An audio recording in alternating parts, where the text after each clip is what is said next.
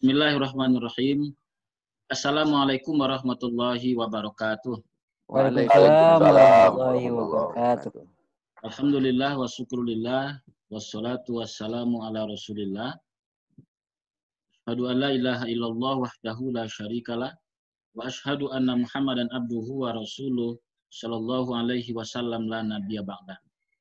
Yang terhormat Ketua Dewan Masjid Indonesia Provinsi Sumatera Barat, Bapak Profesor Dr. Haji Rusky Samad MAG. Juga ada Bapak Sekretaris Bapak Dr. Alirman Hamzah, serta Bapak-Bapak yang telah hadir pada video conference melalui Zoom meeting yang kita laksanakan pada malam hari ini.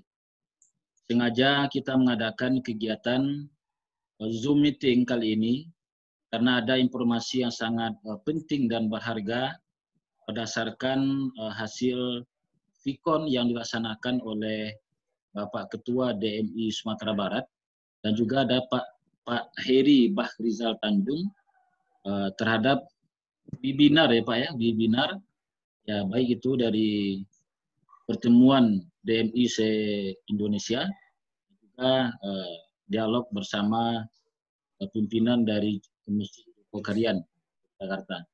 Baik, Bapak-Bapak dan kita semua, barangkali pertama kita persilakan dulu kepada Bapak Profesor Dr. Rusky Samad MAG, Ketua DMI Provinsi Sumatera Barat, untuk menyampaikan informasi-informasi yang berharga ketika beliau melaksanakan kegiatan Vikon dengan DMI seluruh Indonesia bersama Ketua Umum. Silakan Pak Prof. Baik, makasih Pak Haji Rifki. Assalamualaikum warahmatullahi wabarakatuh. Alhamdulillah rabbil alamin wassalatu wassalamu ala asrofil mursalin wa ala alihi wa ashabihi ajmain. Yang kita hormati orang tua kita,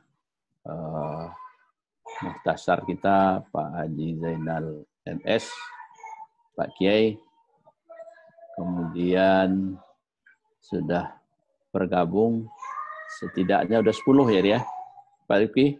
Ya Pak. Ada Pak Sekretaris, Pak Dr. Alirman Hamzah, Pak Heri Bahrizal Tanjung, Pak Dr. Kosim, Dr. Eka, Pak Eka? Ya, ada Rektor kami Eka, Eka-nya mudah menyebutnya, pada Elsa putranya. Yang dua di bawah, udah kedengaran sampai suara Pak? Kita sapa pertama Pak Eri, itu lagi. Siapa tadi? Nur Akmal. Pak Nur Akmal dan Pak Edi Fernando. Pak Edi Fernando, Pak Nur Akmal dari Pak Yakumbo. 50 kota ya. Berarti udah 10 ya? 9, 10? Di layar 9, Pak. Harus 9. Oke. Pak Edi udah nampak di layar mana? Udah. Udah baru 9. Alhamdulillah. Kan udah 9 udah bilangan terbanyak Pak Edi. 99. Oh iya. Alhamdulillah. Luar biasa. Waktu kita terbatas. Biasanya Zoom ini setengah jam harus diulang lagi, enggak? Lazimnya. Nah, ini bebas Pak, bisa 3 jam bisa. Alhamdulillah, bagus itu. Kita berbayar ini. Alhamdulillah. Kalau berbayar aman ya. Ya. Begitu. Sama dengan Zoom kemarin di. Kalau nggak berbayar bahaya. Ya. Yang di Dewan Masjid kemarin 2 jam jelas bagus lagi suaranya. Karena memang itu udah berbayar tuh sama ya. Ya, karena langsung dengan CloudX itu. Baik Bapak-bapak dan Ibu-ibu. Nah, Ibu-ibu enggak ada ya. Bapak dan Saudara Buya kita yang dihormati. Saya hari Minggu kemarin jam 1 baru dapat berita bahwa ada pertemuan. Tidak tahu juga, saya langsung dikirim oleh orang DPP. Kemudian saya bagi, hanya beberapa orang yang menyaut. Pak Eri tidak bisa, yang lain-lain juga tidak nyambung. Kita yang 1 di Sumatera Barat semua. Daerah lain lebih dari 100 PD-PD-nya. Jadi menurut saya yang pertama, komunikasi intensif dalam bentuk WA ini perlu dilengkapkan semua Pak Sek dengan kawan-kawan kita di seluruh daerah. Apalagi ke depan ini yang paling mudah nampaknya. Saya tidak tahu persis dengan WA sudah 2 ini sudah lengkap enggak atau belum, kita minta Pak Sek ini disempurnakan. Tidak ada ketua dan sekretaris, minimal enggak 3 lah per kabupaten kota itu ada namanya di satu WA. Nanti kalau ketika kita bicara mudah saja lagi. Nah, itu yang nomor 1 kesannya. Jadi jam 1 saya tahu, jam 2 ikut bergabung. Kemudian di dalam pertemuan ini judulnya Nuzul Quran, Transformasi Sosial Masjid Pasca Covid. Narasumber Nuzul Qurannya kadirnya Pak Zainal. Masdar F. Masudi ya benar? Masdar F. Masudi. Ya, Mas Udi.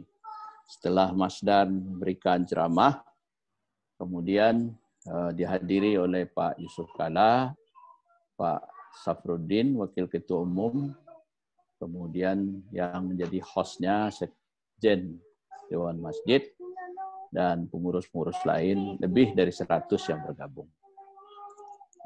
Ada 4 isu penting, kita langsung aja ke sana. Yang pertama, Pak Yusuf Kala menyampaikan mengapa Dewan Masjid segera mengambil sikap untuk membuat gerakan bersih masjid yang kerjasama dengan Unilever itu dalam bentuk memberikan bantuan peralatan masjid ke seluruh masjid di Indonesia. Kita laporan Pak Sekjen, laporan Pak Sekretaris kita, memang masih ada yang belum sampai, tapi tidak berapa yang belum sampai, sudah banyak yang sampai. Dan itu diapresiasi besar oleh seluruh peserta. Ucapkan terima kasih. Artinya itu, mengapa itu ada, itu dilakukan sejak Februari ya. Nah, ide besarnya karena kita tidak ingin masjid menjadi klaster. Nah, itu ide besarnya. Jangan sampai masjid menjadi klaster dari penyebaran COVID. Kalau Pak Eri bilang, jangan sampai masjid yang menjadi tertuduh sehingga nanti di framing oleh media, rusaklah masjid jadinya. Itu rupanya ide besarnya dari Yusuf Kala. Dan ini berjalan dengan baik dari laporan yang saya tangkap dari hampir semua daerah bicara. Rupanya memang sudah sekarang itu Dewan Masjid di daerah-daerah lain, misalnya kalau enggak wakil gubernur, kalau enggak akan gubernur, yang gubernurnya di Makassar ya Pak.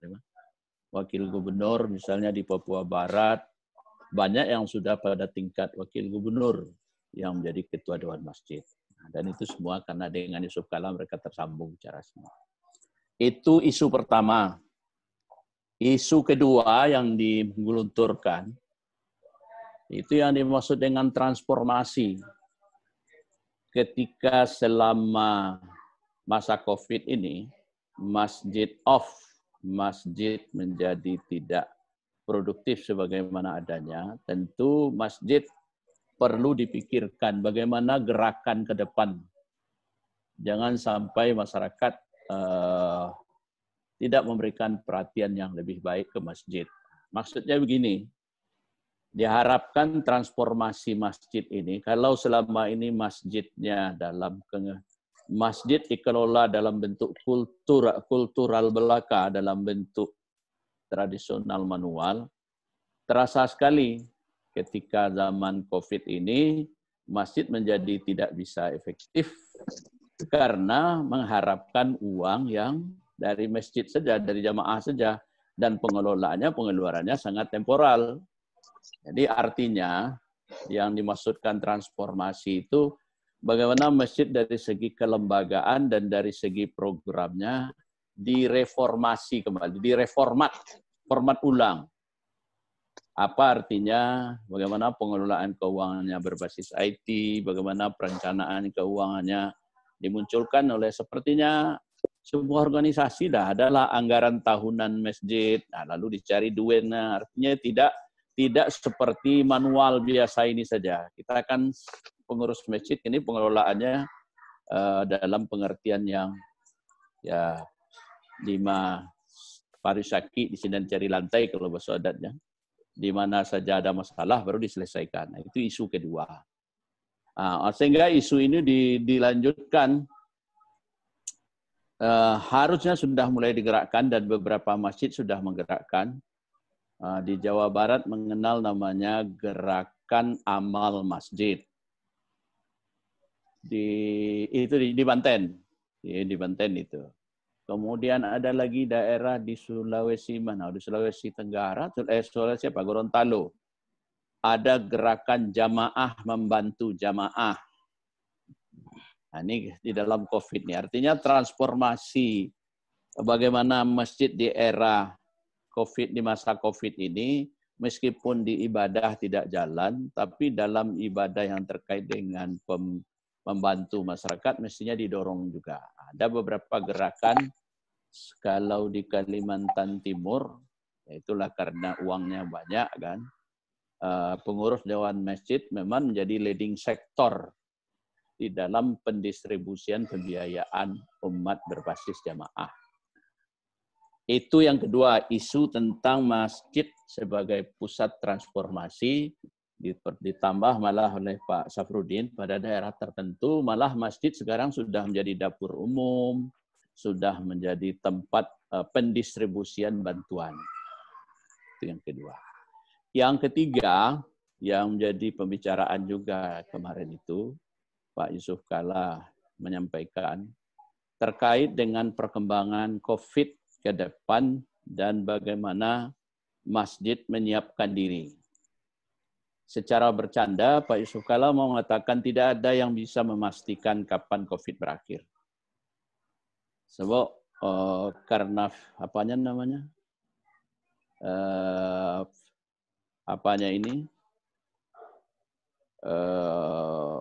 Imunisasi untuk diimunkan ini, untuk dimasukkan ke orang ini, vaksinnya. Karena vaksinnya belum ditemukan, kalaupun ditemukan, kata Pak Yusuf Kalla, berapa biaya yang diperlukan nanti untuk menyuntikkan ke seluruh orang Indonesia, terutama sekali orang yang umur 50 tahun ke atas. Wasim belum masuk, Pak Eka belum masuk, kami belum masuk, Pak Rifki belum. Jadi yang berpotensi mati cepat oleh apa ini canda Yusuf Kalla, kita yang tua ini, dia bilang. Jadi oleh karena tidak ada kepastiannya, maka masjid mestinya merancang. Pertama, bagaimana standar COVID ini nanti akan berjalan di masjid. Bagaimana nanti hukumnya kaitannya dengan saf rapat dan lurus. Mestinya dipikirkan oleh Dewan Masjid melakukan pelaksanaan ibadah dalam standar COVID. Yusuf Kalla memperkirakan COVID ini sampai tahun depan pun akan jalan terus. Cuman paling-paling karena sudah bisa dikendalikan, tapi nampaknya masjid didorong melakukan ibadah dengan mengikuti standar. Nah, ini akan menjadi kegamangan kalau bahasa Pak Safruddin itu. Ini kan perubahan yang tidak sederhana itu kebudayaan beragama kita. Nah, ini mesti dipikirkan juga. Itu yang kedua, yang ketiga, bagaimana kesiapan masjid menghadapi situasi COVID yang terus-menerus, yang mau tidak mau jamaah akan tetap kita dorong ke masjid, tapi diharapkan standar kebersihannya, standar bagaimana masuk masjid, dan yang rumit itu dalam jamaah tadi. Yang keempat, gerakan Dewan Masjid yang mendapat sorotan dari banyak pihak mengenai isu apa namanya? Isu kaitannya ketika apa namanya? Papua Barat. Wakil Gubernur Papua Barat sekarang sedang membangun Masjid Raya. Tapi kita pahamlah di Papua Barat. Begitu juga di Bali dengan situasi sekarang. Jadi ada hal yang menarik yang disampaikan oleh kawan-kawan ini, bahwa Dewan Masjid ikut memikirkan itu isinya.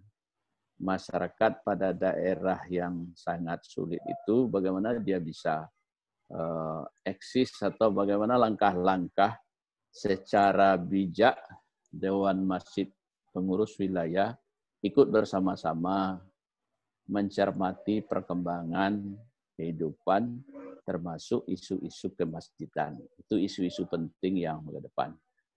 Jadi mungkin itu, tapi kita berharap lebih dalam nanti dalam prakteknya. Pak Eri Bakrizal Tanjung barusan beberapa hari yang lalu mengundang Ketua Dewan Syuro ini. Semula kita rencanakan kita akan webinar pula dengan beliau, tapi saya belum bisa memastikan kawan-kawan ini bisa. Lebih bagus kita aja dulu, kalau memang nanti bisa kita menghadirkan lebih luas kawan-kawan lain, kita bikin sekali lagi dengan Ketua Dewan Syuro Joko Rian ini, bagaimana menularkan pengalaman di sana. Untuk penularan ini, Pak Eri, prinsip dari yang mesti disosialisasikan oleh PPDMI kepada Dewan Masjid. Pertama itu tadi, membangun komunikasi kita lebih solid. Ini tertumpu ke Pak Rifki dengan Pak Sekretaris dibantu. Dipastikan komunikasi setelah ini lebih banyak menggunakan ini. Jadi bagaimana semua jaringan kita tersambung dengan sekali jadi mudah kita menyampaikan. Itu yang nomor satu betul. Kedua, bagaimana mentransformasi, jangan masjid menjadi dikunci yang terjadi selama ini. Begitu masjid dibuka, gairah beragama umat harus kita kembangkan. Yang ketiga, bagaimana masjid lebih menyiapkan diri menghadapi kegagapan pandemi. Ke dalam penjelasan Pak Yusuf Kala, pandemi ini bukan ini saja, bisa saja pandemi lain nanti. Jadi masjid memang lebih antisipatif itu isinya. Dan yang terakhir, bagaimana masjid ikut bersama-sama mendorong daerah-daerah yang di mana masjid menjadi ada pertarungan dalam tanda petik lah antara negara, masyarakat, dan umat. Mudah-mudahan bisa informasi ini secara lisan seperti itu yang saya tangkap dan saya sudah share dalam tulisan transformasi sosial. Dan tadi juga sudah saya sampaikan lagi di RRI. Jadi kesempatan kita banyak diundang orang ini, saya sampaikan saja di mana ide-ide tentang ini. Demikian, terima kasih Pak Host, Pak Rifki, Pak Eri, Pak Zainal, semua kita sudah bergabung, Pak Ridho. Assalamualaikum Pak Ridho. Assalamualaikum warahmatullahi wabarakatuh. Terima kasih Pak Profesor Duski Samad, MAG. Dan sebelum kita berdiskusi lebih lanjut, barangkali kita juga perlu mendapatkan informasi